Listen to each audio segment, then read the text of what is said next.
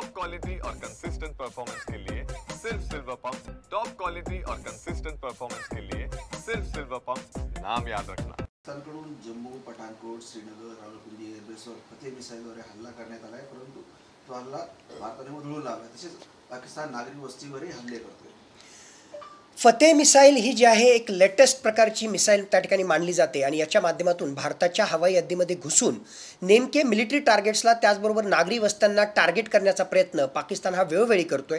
Fateh missile ही expert एक प्रकारची latest weapon जरी असलं तरीसुद्धा भारताची एअर डिफेन्स सिस्टम ही तितकीच मजबूत आहे हे या माध्यमातून आपल्याला दिसलेलं आहे। S-400 Triumph air defence system असो किंवा त्याच्या सोबतीला भारतीय बनावटीचं आकाश डिफेन्स अशा प्रकारचं मिसाईल डिफेन्स सिस्टम त्या ठिकाणी असो, याच्या माध्यमातून फतेहसारखी लेटेस्ट मिसाईलसुद्धा आपण इंटरसेप्ट करण्यामध्ये आणि नष्ट करण्यामध्ये यश मिळवलेलं आहे। त्याचे काही रेमनंट्स, त्याचे काही जे रेसिड्यूज आहेत ते सुद्धा आपल्याला त्या ठिकाणी मिळालेले आहेत। याच्यावरून स्पष्टपणे दिसतंय की एका बाजूला पाकिस्तान हा भारताच्या हद्दीमध्ये घुसून नागरी वस्त्यांना टार्गेट करण्याचा प्रयत्न करतोय, सामान्य लोकांचा जीव घेण्याचा प्रयत्न करतोय, लेटेस्ट अशा प्रकारच्या मिसाईल्स त्या ठिकाणी वापरण्याचा प्रयत्न करतोय, तर दुसऱ्या बाजूला भारताकडे सुद्धा संरक्षण व्यवस्था मजबूत आहे।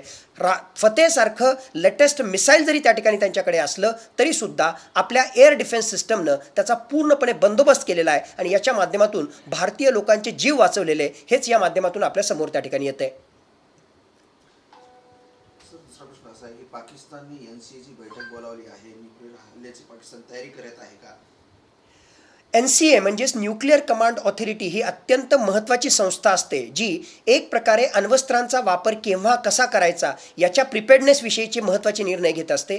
जर या बातमीमध्ये खरोखरच तथ्य असेल तर पाकिस्तानच्या NCAच्या बैठकीच्या माध्यमातून पाकिस्तान हा अण्वस्त्र युद्धाचा सुद्धा विचार करतोय आणि त्या अनुषंगानं तयारी करतोय अशा प्रकारचा मेसेज जातो। आणि जर खरोखरच अण्वस्त्र युद्धासाठी जर तो तयारी करत असेल तर हे संपूर्ण भारताच्याच नाही तर जगाच्याच आणि मानवतेच्या विरुद्ध जाणारा असं पाऊल त्या ठिकाणी आहे। आणि खऱ्या अर्थाने यावेळेस अमेरिका त्याचबरोबर जगातल्या महत्त्वाच्या राष्ट्रांनी पाकिस्तानला इथेच थांबवण्याची गरज आहे। जर पाकिस्तानला अण्वस्त्राचा वापर करण्यापासून थांबवलं नाही तर त्याचा बंदोबस्त करण्यासाठी भारत सक्षम आहे। तशा प्रकारचे इंटेलिजन्स इनपुट्स आपल्याकडे आले तर त्याच्या आधीच पाकिस्तानला बेचिराग करण्यासाठी भारताला महत्त्वाचं पाऊल त्या ठिकाणी उचलावं लागणार आहे। पण पाकिस्तान जर NCAची मीटिंग करत असेल, त्यांच्या अण्वस्त्रांचा वापर करण्याशी संबंधित त्यांची सिद्धता तपासत असेल आणि तशी तयारी जर त्यांनी सुरू केली असेल तर हे भारतासाठी जगासाठी धोक्याची घंटा आहे आणि नक्कीच पाकिस्तानला या शेवटचं पाऊल उचलण्यापासून थांबवण्यासाठी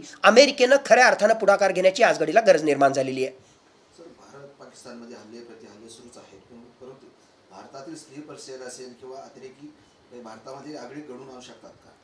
ज्या प्रकारे ऑपरेशन सिंदूरच्या फेज 1 मध्ये आपण टेररिस्ट हाईडआउट बस्ट केले आणि एक प्रकारे तिथल्या वेगवेगळ्या प्रकारच्या इस्लामिक टेररिस्ट ऑर्गनायझेशनला एक्सपोज केलं, त्याच्या माध्यमातून भारतामध्ये हल्ले होण्याचं प्रमाण त्या ठिकाणी वाढू शकतं। इन्फिल्ट्रेशनच्या माध्यमातून पाकव्याप्त काश्मीर त्याचबरोबर पाकिस्तानमधून अतिरेकी हे भारतामध्ये आणण्याचा प्रयत्न पाकिस्तान करू शकतं। भारतामध्येच असणारे जे घरभेदी आहेत, ओव्हरग्राऊंड वर्कर्स असतील, स्लीपर सेल्स असतील किंवा लोकल दहशतवादी जे असतील त्यांनासुद्धा फूस देऊन त्यांनासुद्धा मदत करून भारतामध्येच अतिरेकी हल्ले घडवण्याचा प्रयत्न पाकिस्तान त्या ठिकाणी करू शकतं। एवढंच नाही तर भारताची सुरक्षा व्यवस्थेशी संबंधित एक कमजोर कडी म्हणजे आपली सागरी सुरक्षा व्यवस्था, त्या माध्यमातून सुद्धा भारताच्या अरबी समुद्रामधून मुंबईमध्ये अतिरेकी धाडून एक प्रकारे पुन्हा 26/11 सारखा हल्ला घडवण्याचा सुद्धा प्रयत्न पाकिस्तान करू शकतं। मुळातच एका बाजूला पाकिस्तान हा लष्कर कारवायाच्या माध्यमातून भारताशी पंगा घेतोय तर दुसऱ्या बाजूनं भारताला अशांत करण्यासाठी,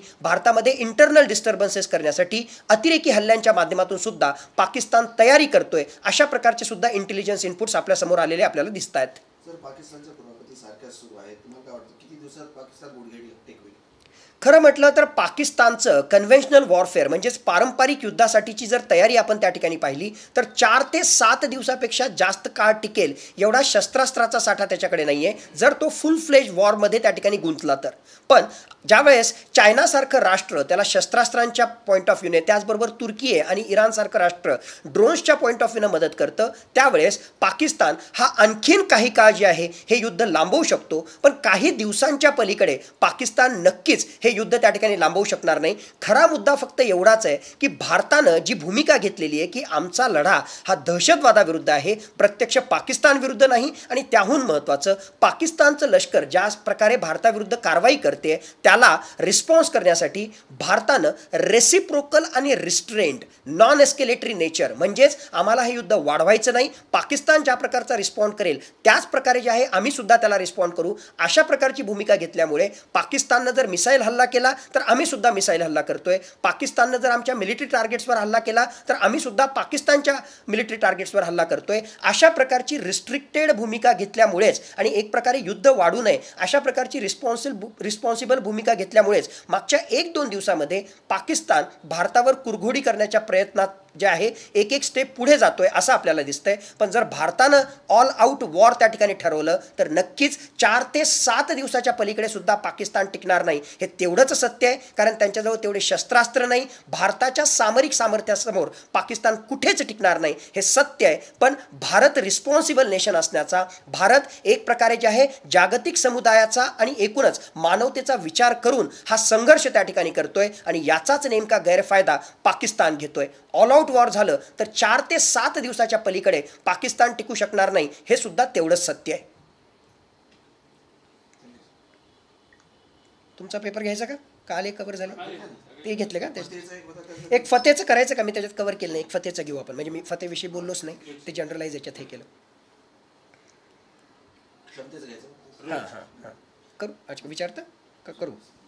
हां पाकिस्ताननं अत्याधुनिक फतेह मिसाईलच्या माध्यमातून भारतावर हल्ला करण्याचा प्रयत्न केला, पण भारताची संरक्षण व्यवस्था मजबूत होती आणि भारताच्या आकाश एअर डिफेन्स सिस्टम त्याचबरोबर S-400 मिसाईल डिफेन्स सिस्टमनं फतेहसारख्या अत्याधुनिक क्षेपणास्त्राचा सुद्धा बंदोबस्त केला आणि त्याला जे आहे न्यूट्रलाइज करण्यामध्ये आपण यशस्वी झालो. मुळातच पाकिस्तानची ही फतेह मिसाईल अत्याधुनिक मानली जाते. साधारणतः 350 ते 400 किलोमीटरचा पल्ला हा फतेह मिसाईल त्या ठिकाणी गाठू शकतो. म्हणून पाकिस्तानच्या हद्दीमधून हे मिसाईल फायर जरी केलं तरी भारताच्या महत्त्वाच्या शहरांवर टार्गेट करण्याची क्षमता या फतेह मिसाईलमध्ये त्या ठिकाणी आहे. एवढंच नाही तर यामध्ये काही अत्याधुनिक तंत्रज्ञान आहे, ज्यामध्ये त्या ठिकाणी फतेह मिसाईलचा हमला सुरू केल्यानंतर सुद्धा इन फ्लाईट मोड, म्हणजेच हे ज्यावेळेस ट्रॅकिंगच्या माध्यमातून जात असतं त्याच वेळेस त्याचा मार्गसुद्धा बदलता त्या ठिकाणी येऊ शकतो आणि त्याच्या माध्यमातून टार्गेटला पुन्हा जे आहे एक प्रकारे रिफोकस करण्याची क्षमतासुद्धा या फतेह मिसाईलमध्ये आहे. या फतेह मिसाईलची ट्रॅजेक्टरी, म्हणजेच ज्या मार्गाने तो जातो ती फ्लॅट ट्रॅजेक्टरी असल्यामुळे बऱ्याच वेळेस रडारला सुद्धा चकवा देण्याची क्षमता या फतेह मिसाईलमध्ये आहे. फ्लॅट ट्रॅजेक्टरी साधारणतः 350 ते 400 किलोमीटरचा पल्ला आणि त्याहून महत्त्वाचं इन फ्लाईट मोडमध्येच याच्यामध्ये असणारी फ्लेक्झिबिलिटी, याच्यामध्ये मार्ग बदलण्याची असणारी क्षमता, या सगळ्या खुबीमुळे फतेह मिसाईल हे अत्याधुनिक आणि महत्त्वाचं ठरतं. पण अशा प्रकारच्या अत्याधुनिक मिसाईलचा सुद्धा बंदोबस्त भारताच्या आकाश एअर डिफेन्स सिस्टम त्याचबरोबर S-400 मिसाईल डिफेन्स सिस्टमनं केलेला आहे आणि यामध्ये भारताची संरक्षण क्षमता किती तगडी आहे हे सरळ सरळ सगळ्या जगासमोर आपण आणून दिलेलं आहे.